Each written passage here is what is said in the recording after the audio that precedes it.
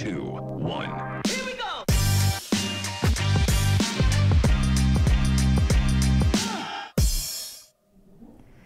Bonjour Stéphane Kremer, merci d'être avec nous sur ce plateau pour cette capsule solution. Alors vous êtes chef de projet innovation chez Saint-Gobain PAM Canalisation. Je rappelle avant qu'on commence le principe de notre chat comme je viens de le présenter. Si vous souhaitez interagir avec nos participants, vous pouvez leur laisser un petit message sur notre chat. Donc ça se déroule sur www.cyclo.fr rubrique live. Vous vous inscrivez, vous vous connectez, vous créez un compte, ça dure quelques secondes. Vous posez votre question et après la capsule, on peut la transmettre à nos intervenants qui après peuvent revenir vers vous. Pardon. Alors, Saint-Gobain PAM Canalisation, tout le monde, je pense, connaît ce nom et cette entité, mais vous souhaitiez tout de même en introduction nous partager une vidéo qui présente bien votre entreprise et vos implantations industrielles et commerciales. On la regarde ? On regarde. Merci.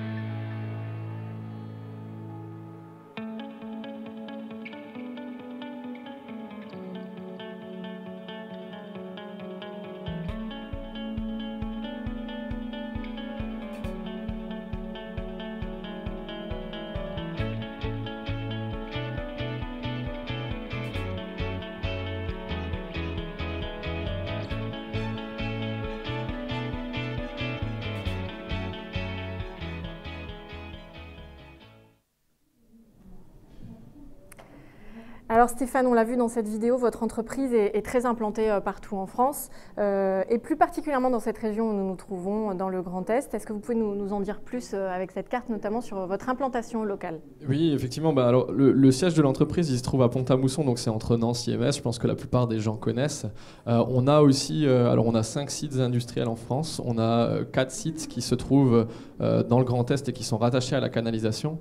On a le site de Pont-à-Mousson qui est notre usine historique avec notre haut fourneau. On a Blénaud-les-Pont-à-Mousson pour tout ce qui est fabrication de pièces de voirie.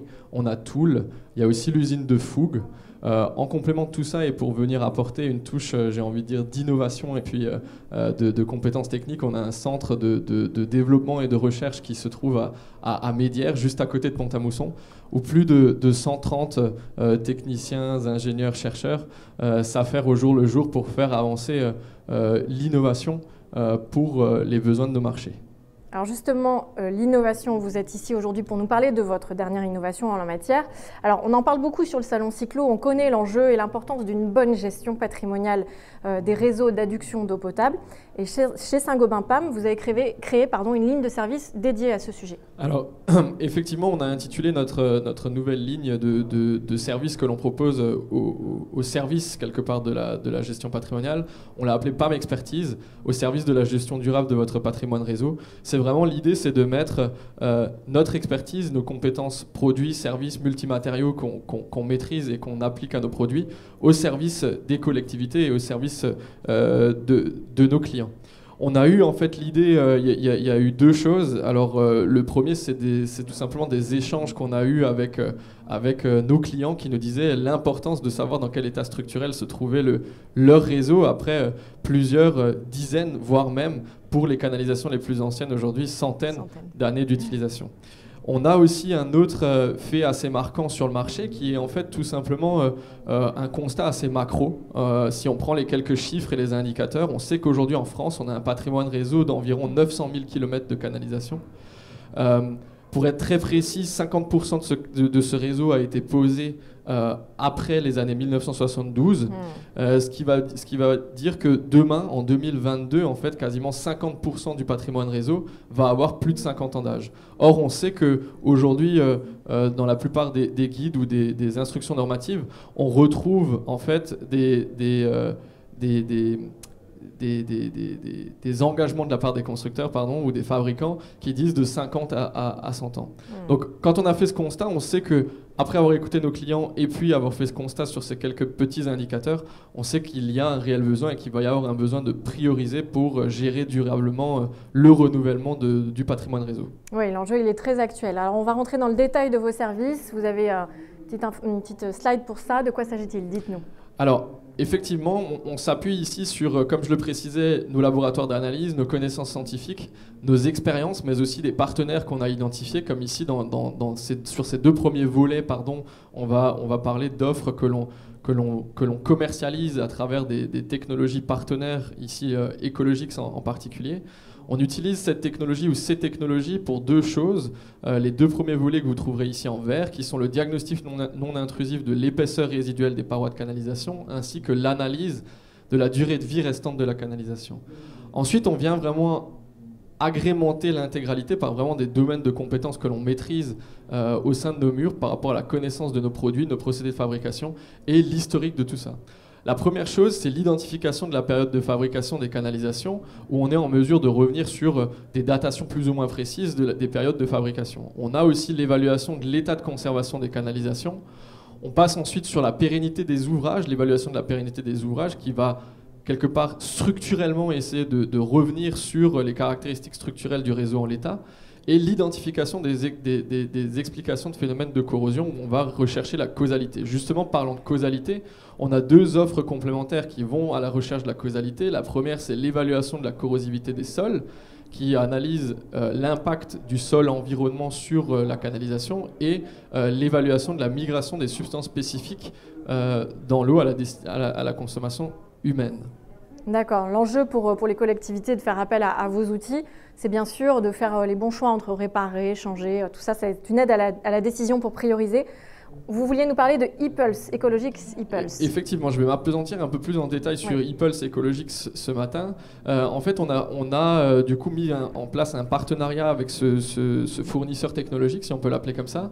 La particularité de notre offre, mais aussi sa force, c'est réellement le mix des compétences entre les compétences intrinsèques d'Ecologics et celle de Saint-Gobain-PAM. Ecologics étant un fabricant, en fait, c'est un fabricant canadien de systèmes de détection de fuite, de corrélateurs acoustiques ou de différentes prestations de services destinées au diagnostic structurel de l'état de conservation des canalisations. Et nous étant, comme je le précisais et comme on l'a vu en introduction, un expert de la production et de la maîtrise des différents matériaux que l'on applique sur nos canalisations. Donc c'est un mix un peu parfait qui vient vraiment parfaire cet ensemble et cet équilibre de compétences. Et alors comment ça fonctionne ? Alors, j'ai deux petites slides simplement pour vous expliquer comment ça fonctionne. Alors le grand principe méthodologique, on va dire que tout d'abord, et je l'ai évoqué, c'est un diagnostic structurel qui réside sur l'analyse d'une résonance acoustique ou d'une onde acoustique dans une canalisation. On utilise, on mesure l'épaisseur résiduelle moyenne d'un tronçon de canalisation. Si vraiment on va pousser loin dans l'analyse scientifique du phénomène, on va analyser en fait la rigidité structurelle d'un tronçon de canalisation en analysant la dilatation aux sollicitations axisymétriques des ondes sonores qui génèrent en fait de faibles variations de pression, on peut voir ça un petit peu comme ça, lors du passage de l'onde sonore. Et c'est cette résonance ou cette résultance de l'onde sonore qui va donner la vitesse quelque part qu'on va avoir besoin de mesurer pour calculer l'épaisseur résiduelle de la paroi de canalisation. Et sur le terrain, concrètement, ça ressemble à quoi? Comment ça s'opère? Alors, j'ai juste une petite slide encore sur le modèle analytique. Je vais trop vite. Mais je vous en prie. Et du coup, le modèle analytique, il réside en fait sur des études développées par un scientifique qui s'appelait Monsieur Korteweg, qui travaillait sur la transmission du son renfermé dans des tubes. Et il a développé cette petite équation ou ce modèle analytique qui permettait à l'époque, au début des années 1900, de calculer la vitesse de propagation du son dans un tuyau. On sait pertinemment que il y a plein de paramètres qui influent, notamment le diamètre, l'épaisseur résiduelle du tuyau et des caractéristiques propres au milieu, c'est-à-dire à l'eau et au tuyau, le module d'élasticité typiquement de l'eau et du matériau. D'accord. Donc là, effectivement, on va rentrer un peu plus dans le détail concret, comment ça s'opère sur le terrain, hein, c'est ça? Exactement. Alors, sur le terrain, ça s'opère comment? Sur le terrain, on place en fait notre corrélateur acoustique, c'est les 2 capteurs que vous retrouvez ici positionnés à l'endroit des bouches à clé. On a besoin, entre guillemets, comme on est sur une technologie acoustique, de respecter un intervalle de distance compris entre 60 et 200 mètres. Et on a en amont ou en aval de ce segment que l'on va diagnostiquer besoin d'un 3e point d'accès à la canalisation. Ces points d'accès sont souvent des points d'accès existants. On le voit ici, des bouches à clé, des poteaux incendie ou toute autre chose. Et grâce à ça, on va simplement par un petit tapotement sur cet équipement ou par l'induction, enfin entre guillemets le fait d'ouvrir le poteau incendie, pouvoir générer une onde acoustique dans la canalisation qui va être relevée en fait par les 2 capteurs. C'est ce delta temps en fait qui nous intéresse, que met l'onde sonore pour atteindre les 2 capteurs acoustiques. Ok. Alors effectivement, on rentre un peu dans la technique, mais il nous reste très peu de temps. Petite question pratique, est-ce que ça fonctionne sur tout type de matériaux? Alors, ça fonctionne. C'est une technologie qui est exclusivement réservée aux canalisations d'adduction d'eau potable sous pression, d'un minimum d'1 bar. Et on peut l'appliquer aujourd'hui assez aisément sur de la fonte grise, de la fonte ductile, du ciment amiante, de l'acier et du béton Amtol. D'accord. Alors une fois, moi, la question que je me pose, une fois l'analyse faite, quel type de résultats et d'informations on peut collecter? Alors, je pense que c'est très important et je vais essayer de me tenir à l'intervalle de temps qu'il nous reste. Mais si vous voulez, c'est un diagnostic en fait qui diagnostique l'intégrité structurelle quelque part de la canalisation sur 2 plans. À la fois sur l'analyse d'étanchéité et à la fois sur le calcul de l'épaisseur résiduelle structurelle de la canalisation. Donc on diagnostique sur l'étanchéité et sur la résistance structurelle de la canalisation. En fonction de ça, on arrive à faire un calcul du taux de variation de l'épaisseur calculé, c'est-à-dire que typiquement on va comparer l'épaisseur nominale initiale à l'épaisseur mesurée par ePulse, et en fonction de ça, on va classifier l'état structurel de la canalisation d'après 3 codes couleurs ici, ou d'après 3 échelles de classification. Moins de 10%, on va considérer que la canalisation est en bon état. Entre 10 et 30, on va considérer qu'elle est en état modéré. Et lorsque la canalisation est dégradée à hauteur de plus de 30%, on va dire que la canalisation est dans un état critique, voire même de priorité sur le renouvellement.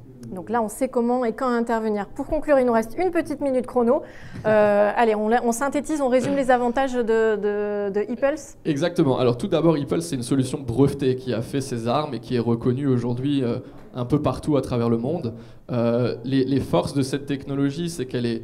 le diagnostic est non intrusif, c'est qu'on n'a pas besoin de rompre le service. Il est non invasif. Les capteurs acoustiques se connectent à des points d'accès existants à la canalisation. On n'a pas besoin de mettre des éléments invasifs dans la canalisation. Il est non destructif. On ne prélève pas d'échantillons. On n'a pas réellement d'influence sur la canalisation. Il est linéaire parce qu'il mesure une épaisseur moyenne sur le tronçon de la canalisation.